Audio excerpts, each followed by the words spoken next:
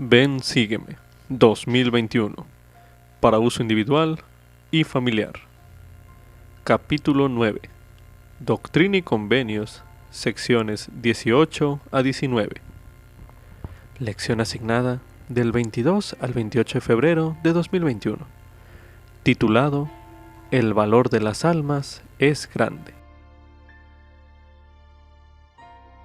Las revelaciones en Doctrina y Convenios se dieron en respuesta a circunstancias específicas de hace casi 200 años, pero los principios que enseñan son imperecederos. Busque esos principios a medida que lea y considere cómo se aplican a usted. Anote sus impresiones a continuación. Martin y Lucy Harris tenían una de las mejores granjas de Palmyra, Nueva York. Les había tomado años adquirirla, les había permitido criar a su familia y les había dado un buen estatus en la comunidad. Pero en 1829 llegó a ser evidente que el Libro de Mormón solo se podría publicar si Martin hipotecaba su granja para pagar al impresor. Martin tenía un testimonio del Libro de Mormón, pero Lucy no. Si Martin proseguía con la hipoteca y el Libro de Mormón no se vendía bien, perdería su granja y pondría en peligro su matrimonio. En algún momento dado, todos afrontamos preguntas similares a las que Martin pudo haber afrontado. ¿Qué valor tiene para mí el Evangelio de Jesucristo? ¿Qué estoy dispuesto a sacrificar para ayudar a edificar el reino de Dios? Podría ser provechoso recordar que nadie ha pagado un precio mayor para bendecir a los hijos de Dios que Jesucristo, el mayor de todos. Martin decidió hipotecar su granja. Su sacrificio pagó la impresión de los primeros 5,000 ejemplares del Libro de Mormón, y actualmente, más de 190 millones de ejemplares más tarde, millones de almas por todo el mundo han sido bendecidas. Como subtítulo: El Señor se regocija cuando nos arrepentimos. Esto es correspondiente a Doctrina y Convenios en la sección 18, los versículos del 10 al 16, los cuales se leerán a continuación. Recordad que el valor de las almas es grande a la vista de Dios, porque he aquí, el Señor vuestro Redentor padeció la muerte en la carne. Por tanto, sufrió el dolor de todos los hombres, a fin de que todo hombre pudiese arrepentirse y venir a Él. Y ha resucitado de entre los muertos, para traer a todos los hombres a Él, mediante las condiciones del arrepentimiento. Y cuán grande es su gozo por el alma que se arrepiente. Así que sois llamados a proclamar el arrepentimiento a este pueblo. Y si acontece que trabajáis todos vuestros días proclamando el arrepentimiento a este pueblo, y me traéis, aun cuando fuere una sola alma, cuán grande será vuestro gozo con ella en el reino de mi Padre. Y ahora, si vuestro gozo será grande con un alma que me hayáis traído al reino de mi Padre, cuán grande no será vuestro gozo si me trajereis muchas almas. Fíjese con cuánta frecuencia se utilizan las palabras arrepentirse y arrepentimiento, o alguna de sus variantes, en las secciones 18 y 19 de Doctrina y Convenios, conforme vaya estudiándolo en esta lección, y medite sobre lo que aprende de esas palabras cada vez que se utilizan. En especial, considere en esta sección de Doctrina y Convenios, en la sección 18, los versículos del 10 al 16 que ya leímos en este bloque de lectura, y medite ¿en qué forma influyen esos versículos en lo que siente usted sobre el arrepentimiento, es decir, su propio arrepentimiento y el deber de invitar a los demás a arrepentirse? Medite brevemente.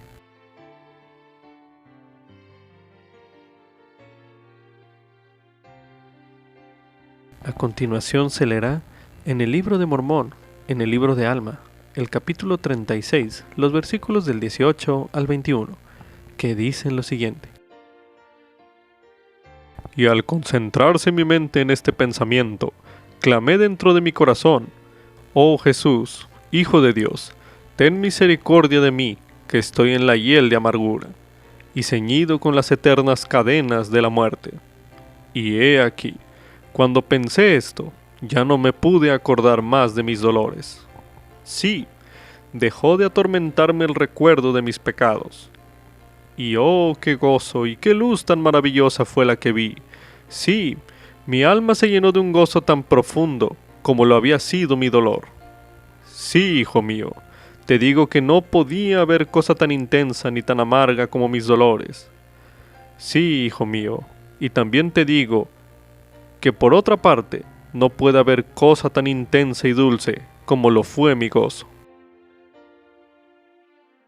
También se recomienda estudiar el discurso El arrepentimiento, una gozosa elección, por el elder Dale G. Renlund, del Quórum de los Dos Apóstoles, pronunciado en la Conferencia General de octubre de 2016, el cual escucharemos a continuación. Mis hermanos y hermanas, cuando tenía 12 años, mi familia vivía en Gothenburg, una ciudad costera en el sur de Suecia. Para decirles, es mi hogar y aquí tengo muchos asociados. Nosotros realmente recordamos a este hermano que falleció por el ejemplo que él nos dio y esta familia tan hermosa que él tenía, y oramos que reciban las bendiciones más especiales. Hace 50 años atrás asistíamos a la iglesia en una casa grande remodelada. Un domingo mi amigo Stefan, el único otro diácono de la rama, me dio la bienvenida a la iglesia con algo de emoción. Fuimos a un cuarto adjunto a la capilla y él sacó un gran cohete y unos fósforos. En un acto de picardía juvenil, lo tomé y encendí la mecha. Intenté apagarla antes de que explotara, pero se me cayó cuando me quemé los dedos al intentarlo. Stefan y yo mirábamos con horror cómo ésta seguía ardiendo. El cohete explotó y el humo de azufre llenó la zona de ampliación y la capilla. Nos apresuramos a limpiar los restos y abrimos las ventanas para tratar de eliminar el olor, esperando ingenuamente que nadie lo notara. Afortunadamente, nadie resultó lesionado ni hubo daños. Cuando los miembros llegaron a la reunión, sí notaron el intenso olor. Era imposible no notarlo y distrajo la naturaleza sagrada de la reunión. Debido a que solo había 2 diáconos y en lo que podría describirse como un pensamiento de disociación, repartí la Santa Cena, pero no me sentí digno de tomarla. Cuando se me ofreció la bandeja, no tomé el pan ni el agua. Me sentía horrible. Estaba avergonzado y sabía que lo hecho había ofendido a Dios. Después de la reunión, el presidente de la rama, Frank Lemberg, un distinguido hombre mayor de cabello gris, me pidió ir a su oficina. Después de sentarme, él me miró con bondad y dijo que notó que yo no había participado de la Santa Cena. Me preguntó por qué. Sospeché que él lo sabía. Estaba seguro que todos sabían lo que había hecho. Después de decírselo, me preguntó cómo me sentía. Mientras lloraba, le dije con voz entrecortada que lo sentía y que sabía que había decepcionado a Dios. El presidente Lindbergh abrió un ejemplar desgastado de Doctrinas y Convenios y me pidió que leyera algunos versículos subrayados. Leí lo siguiente en voz alta: He aquí, quien se ha arrepentido de sus pecados es perdonado, y yo, el Señor, no los recuerdo más. Por esto podréis saber si un hombre se arrepiente de sus pecados. He aquí los confesará y los abandonará. Nunca olvidaré la sonrisa compasiva del presidente Lindbergh cuando levanté la vista, luego de haber terminado de leer. Con algo de emoción me dijo que sentía que estaría bien que yo volviera a tomar la Santa Cena. Cuando salí de su oficina sentí un gozo indescriptible. Tal gozo es uno de los resultados inherentes del arrepentimiento. La palabra arrepentirse conlleva darse cuenta luego e implica cambiar. En sueco, la palabra es omvänd, que simplemente significa cambiar completamente. El escritor cristiano C.S. Lewis escribió sobre la necesidad de cambiar y el método para ello. Observó que el arrepentimiento consiste en regresar al camino correcto. Una suma equivocada se puede corregir, dijo él, pero solo es posible hacerlo volviendo atrás hasta encontrar el error y calcular de nuevo a partir de ese punto. No basta sencillamente conseguir. Cambiar el comportamiento y regresar al camino correcto son parte del arrepentimiento, pero solo una parte. El verdadero también incluye entregar nuestro corazón y voluntad a Dios y abandonar el pecado. Como se explica en Ezequiel, arrepentirse es volver del pecado, hacer lo que es justo y recto, restituir la prenda y caminar en los estatutos de la vida sin cometer injusticia. Sin embargo, incluso esta es una descripción incompleta. No identifica adecuadamente el poder que hace posible el arrepentimiento, el sacrificio expiatorio de nuestro Salvador. El verdadero arrepentimiento debe implicar fe en el Señor Jesucristo, fe en que Él nos puede cambiar, fe que puede perdonarnos y fe que nos ayudará a evitar más errores. Este tipo de fe hace que su expiación sea eficaz en nuestra vida. Cuando nos damos cuenta luego y cambiamos completamente con la ayuda del Salvador, podemos sentir esperanza en sus promesas y el gozo del perdón. Sin el Redentor, la esperanza y el gozo inherentes se evaporan y el arrepentimiento llega a ser solo una modificación de conducta lamentable. Pero al ejercer fe en Él, nos hemos convertido en creyentes de su capacidad y disposición de perdonar el pecado. El presidente Boyd K. Packer afirmó sobre las esperadas promesas de arrepentimiento. En su última conferencia general, en abril de 2015, describió el poder de la expiación del Salvador para sanar en lo que consideró la síntesis de la sabiduría adquirida en 50 años de servicio apostólico. El presidente Packer dijo: la expiación no deja huellas, rastros. Lo que arregla está arreglado y solo sana, y lo que sana permanece sanado. Él continuó: la expiación, que puede rescatar a cada uno de nosotros, no deja cicatrices. Eso significa que no importa lo que hayamos hecho, ni dónde hayamos estado, ni cómo haya ocurrido. Si verdaderamente nos arrepentimos, el Salvador prometió que lo expiaría y al hacerlo, queda resuelto. La expiación puede limpiar toda mancha sin importar cuán difícil sea, ni cuánto haya durado, ni cuántas veces se haya repetido. El alcance de la expiación del Salvador es infinita en amplitud y profundidad, pero nunca se nos impondrá. Como explicó el profeta Ley, luego que estemos suficientemente instruidos para discernir el bien del mal, somos libres para escoger la libertad y la vida eterna por medio del gran mediador de todos los hombres, o escoger la cautividad y la muerte. En otras palabras, el arrepentimiento es una elección. Podemos tomar, y a veces tomamos, diferentes decisiones. Tales decisiones tal vez no parezcan incorrectas, pero nos impiden llegar a arrepentirnos de verdad y detienen nuestra búsqueda del verdadero arrepentimiento. Por ejemplo, podemos elegir culpar a los demás. A los 12 años en Gothenburg podía haber culpado a Stefan. Al fin y al cabo, él fue quien trajo el cohete y los fósforos a la iglesia. Pero culpar a los demás, incluso si es razonable, nos permite justificar nuestro comportamiento. Al hacerlo, traspasamos a los demás la responsabilidad de nuestras acciones. Cuando se traspasa la responsabilidad, minimizamos tanto la necesidad como la capacidad de actuar. Nos convertimos en las víctimas desafortunadas en lugar de ser agentes capaces de actuar de forma independiente. Otra elección que impide el arrepentimiento es minimizar nuestros errores.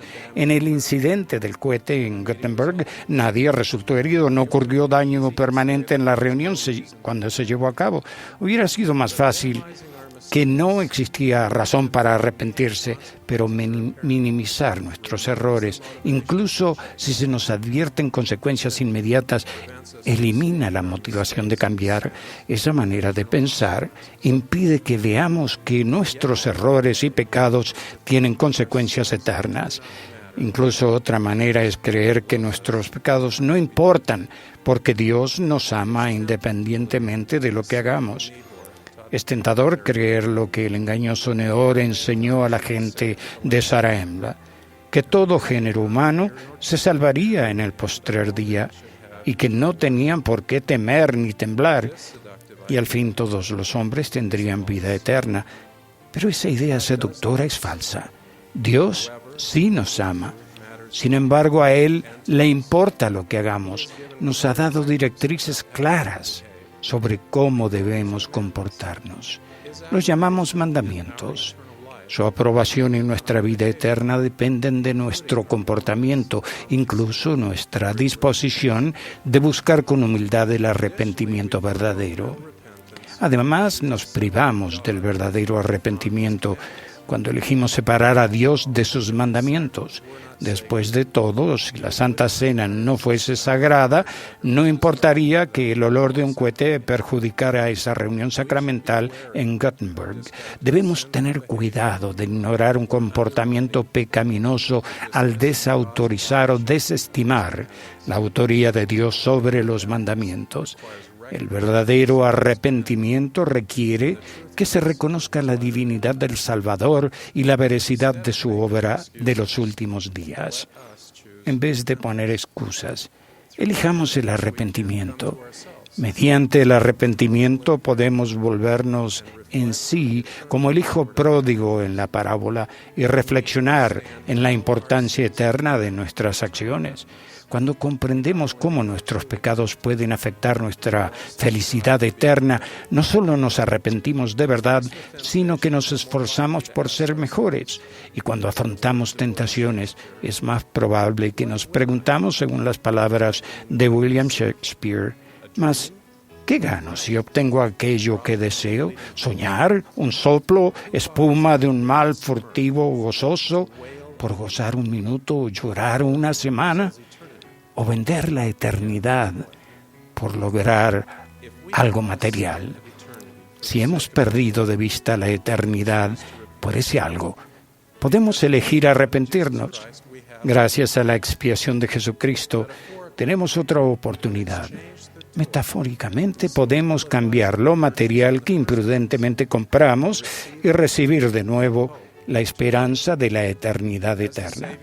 Como el Salvador explicó, porque he aquí, el Señor vuestro Redentor padeció la muerte en la carne, por tanto, sufrió el dolor de todos los hombres, a fin de que todo hombre pudiese arrepentirse y venir a Él. Jesucristo puede perdonar porque Él pagó el precio por nuestros pecados. Nuestro Redentor elige perdonar debido a su compasión y amor incomparables. Nuestro Salvador desea perdonar porque ese es uno de sus atributos divinos. Y como Él es el buen pastor, está gozoso cuando elegimos. Aún al sentir la tristeza que es según Dios por nuestras acciones, cuando elegimos arrepentirnos, de inmediato invitamos al Salvador a nuestra vida. Como enseñó Amulek, si quisiera que vinieseis y no endurecieseis más vuestros corazones, porque he aquí, hoy es el tiempo y el día de vuestra salvación, y por tanto si os arrepentís y no endurecéis vuestros corazones, inmediatamente obrará para vosotros el gran plan de redención.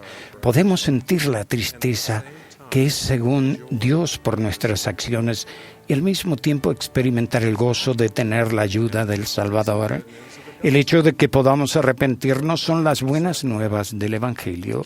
La culpa se puede expurgar. Podemos ser llenos de gozo, recibir la remisión de nuestros pecados y tener paz de conciencia. Podemos ser liberados de los sentimientos de desesperación y de la esclavitud del pecado. Podemos estar llenos de la maravillosa luz de Dios y no sentir más dolor. El arrepentimiento no es solo posible, sino que también es gozoso debido a nuestro Salvador. Todavía recuerdo los sentimientos que experimenté en la oficina del presidente de Rama. Sabía que había sido perdonado. Mis sentimientos de culpa desaparecieron. Mi ánimo sombrío se borró y mi corazón sintió la luz. Hermanos y hermanas, al concluir esta conferencia, los invito a sentir más gozo en su vida.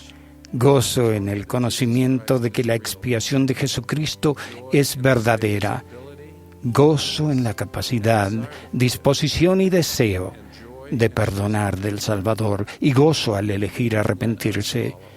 Sigamos la instrucción del Salvador de sacar aguas con gozo de las fuentes de la salvación.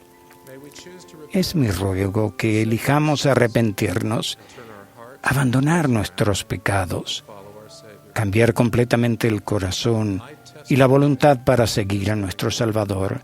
Testifico de su realidad. Soy testigo y receptor reiterado de su compasión, misericordia y amor incomparables. Ruego que las bendiciones redentoras de su expiación estén con ustedes ahora y por siempre, en toda su vida, como lo ha sido en la mía. En el nombre de Jesucristo. Amén.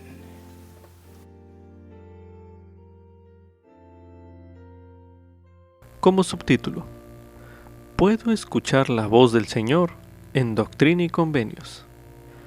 Esto es correspondiente a Doctrina y Convenios en la sección 18, los versículos del 34 al 36, que dicen lo siguiente: Estas palabras no son de hombres, ni de hombre, sino mías.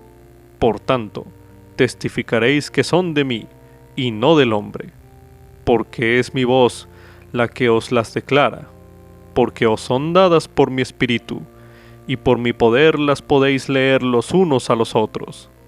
Y si no fuera por mi poder, no podríais tenerlas. Por tanto, podéis testificar que habéis oído mi voz, y que conocéis mis palabras. Si alguien le preguntara a usted cómo es la voz del Señor, ¿qué le diría? Piense en esa pregunta al leer o meditar concerniente a Doctrina y Convenios en la sección 18, los versículos del 34 al 36, que ya leímos en este bloque de lectura. Y medite a continuación en la siguiente pregunta: ¿qué ha aprendido usted en cuanto a la voz del Señor al leer Doctrina y Convenios? Medite brevemente.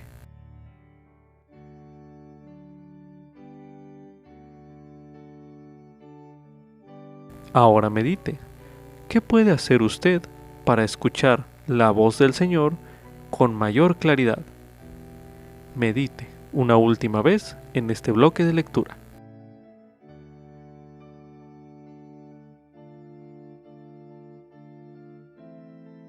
Como subtítulo: Jesucristo padeció para que yo pueda arrepentirme y venir a Él. Esto es correspondiente a Doctrina y Convenios en la sección 19, los versículos del 15 al 20, que dice lo siguiente: Así que te mando que te arrepientas, arrepiéntete, no sea que te hiera con la vara de mi boca, y con mi enojo, y con mi ira, y sean tus padecimientos dolorosos. Cuán dolorosos no lo sabes, cuán intensos no lo sabes. Sí, cuán difíciles de aguantar no lo sabes. Porque, he aquí, yo, Dios, he padecido estas cosas por todos, para que no padezcan si se arrepienten. Mas si no se arrepienten tendrán que padecer, así como yo. Padecimiento que hizo que yo, Dios, el mayor de todos, temblara a causa del dolor y sangrara por cada poro, y padeciera tanto en el cuerpo como en el espíritu, y deseara no tener que beber la amarga copa y desmayar. Sin embargo, gloria sea al Padre, bebí y acabé mis preparativos para con los hijos de los hombres. Por lo que, otra vez te mando que te arrepientas, no sea que te humille con mi omnipotencia, y que confieses tus pecados, para que no sufras estos castigos de que he hablado, los cuales en muy pequeño grado, sí, en grado mínimo, probaste en la ocasión en que retiré mi espíritu. El Nuevo Testamento describe el padecimiento del Salvador en Getsemaní, desde la perspectiva de quienes lo observaron. En Doctrina y Convenios, en la sección 19, los versículos del 15 al 20, que ya leímos en este bloque de lectura, Jesucristo habló de su sufrimiento con sus propias palabras.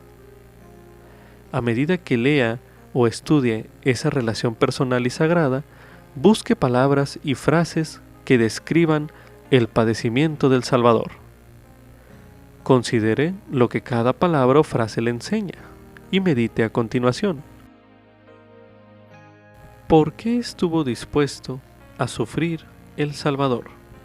Medite brevemente.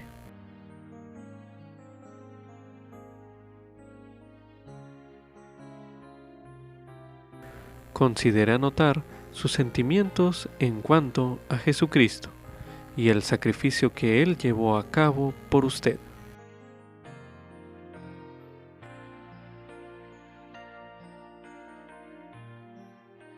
A continuación se leerá en el libro de Juan, en el capítulo 15, el versículo 13, donde se menciona: Nadie tiene mayor amor que este, que uno ponga su vida por sus amigos. Ahora leeremos en el libro de Mosía, en el capítulo 3, el versículo 7, donde se menciona: Y he aquí, sufrirá tentaciones y dolor en el cuerpo, hambre, sed y fatiga, aún más de lo que el hombre puede sufrir sin morir. Pues he aquí, la sangre le brotará por cada poro, tan grande será su angustia por la iniquidad y abominaciones de su pueblo. Ahora leeremos en el libro de Alma, en el capítulo 7, los versículos del 11 al 12, que dicen lo siguiente: Y él saldrá sufriendo dolores, aflicciones y tentaciones de todas clases, y esto para que se cumpla la palabra que dice: tomará sobre sí los dolores y las enfermedades de su pueblo, y tomará sobre sí la muerte, para soltar las ligaduras de la muerte que sujetan a su pueblo.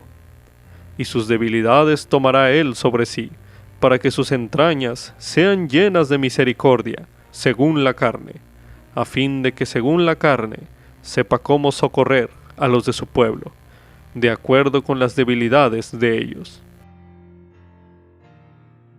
Para finalizar este bloque de lectura, se leerá en Doctrina y Convenios, en la sección 18, los versículos del 10 al 13, que dicen lo siguiente: Recordad que el valor de las almas es grande a la vista de Dios, porque he aquí, el Señor vuestro Redentor padeció la muerte en la carne, por tanto, sufrió el dolor de todos los hombres, a fin de que todo hombre pudiese arrepentirse y venir a él. Y ha resucitado de entre los muertos, para traer a todos los hombres a él, mediante las condiciones del arrepentimiento. Y cuán grande es su gozo por el alma que se arrepiente. Como subtítulo: Las bendiciones de Dios son más grandes que los tesoros de la tierra. Esto es correspondiente a Doctrina y Convenios, en la sección 19, los versículos del 26 al 27 y del 34 al 41, los cuales se leerán a continuación. Y también te mando no codiciar tus propios bienes, sino dar liberalmente de ellos para imprimir el libro de Mormón, el cual contiene la verdad y la palabra de Dios, que es mi palabra a los gentiles, a fin de que pronto vaya a los judíos de quienes los lamanitas son un resto, para que crean en el Evangelio y no esperen más la llegada de un Mesías que ya vino. Da una parte de tus bienes, sí, parte de tus terrenos, y todo menos lo necesario para el sostén de tu familia. Paga la deuda que has contraído con el impresor, líbrate de la servidumbre. Deja tu casa y tu hogar, salvo cuando desees ver a los de tu familia. Y habla libremente a todos, sí, predica, exhorta, declara la verdad en voz alta con el son de regocijo, diciendo, Hosana, Hosana, bendito sea el nombre de Dios el Señor. Ora siempre y derramaré mi espíritu sobre ti, y grande será tu bendición, sí, más grande que si lograras los tesoros de la tierra, y corrupción en la medida correspondiente. He aquí, ¿puedes leer esto sin regocijarte y sin que se exalte tu corazón de alegría? ¿O puedes seguir errante como guía ciego? ¿O puedes ser humilde y manso y conducirte prudentemente delante de mí? Sí, ven a mí, tu Salvador. Amén.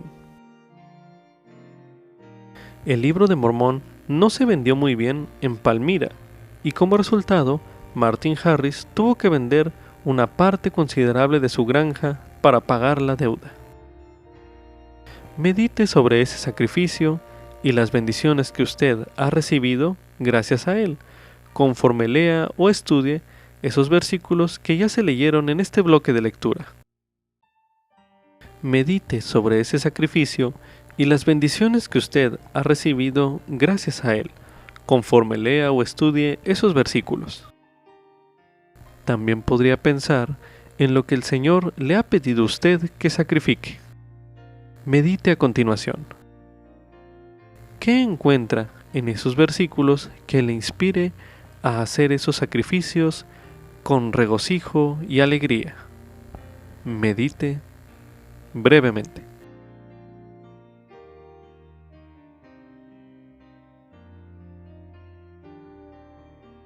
Como subtítulo: La paz proviene de aprender de Jesucristo y de seguirle.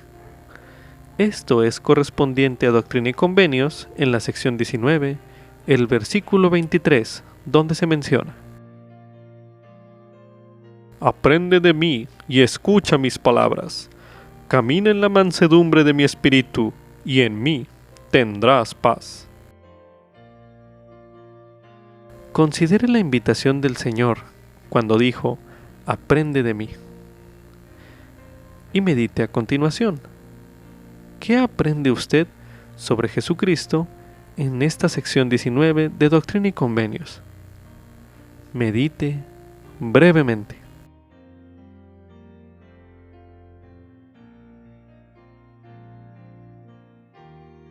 Anote lo que piensa acerca de ello y medite a continuación cómo esas verdades sobre el Salvador le ayudan a hallar paz.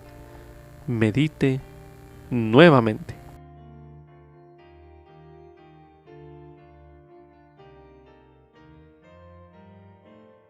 Para finalizar, medite en la siguiente pregunta. ¿Qué significa para usted caminar en la mansedumbre de su espíritu? Medite una última vez en este bloque de lectura.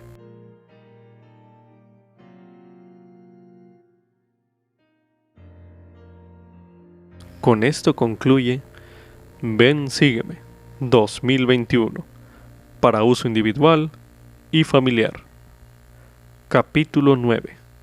Doctrina y Convenios, secciones 18 y 19. Lección asignada del 22 al 28 de febrero de 2021. Titulado El valor de las almas es grande.